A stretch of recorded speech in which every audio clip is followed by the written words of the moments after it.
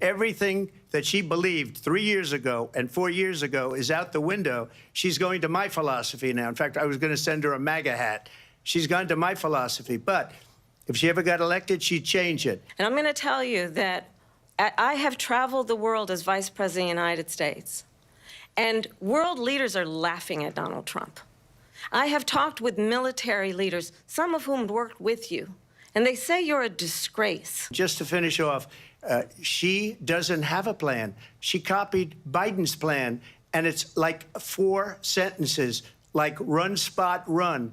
4 sentences that are just, oh, we'll try and lower taxes. She doesn't have a plan. Take a look at her plan. She doesn't have a plan. She was big on defund the police. In Minnesota, she went out, wait a minute, I'm talking now, if you don't mind, please. Does that sound familiar? Clearly, I am not Joe Biden, and I am certainly not Donald Trump. And what I do offer is a new generation of leadership for our country, one who believes in what is possible, one who brings a sense of optimism about what we can do instead of always disparaging the American people. Go down to Washington, D.C., and let her sign a bill to close up the border, because they have the right to do it. They don't need bills. They have the right to do it. The President of the United States, you'll get him out of bed, you'll wake him up at 4 o'clock in the afternoon, right. You'll say, come on down to the office, let's sign a bill. If he signs a bill that the border is closed, all he has to do is say it to the Border Patrol, who are phenomenal.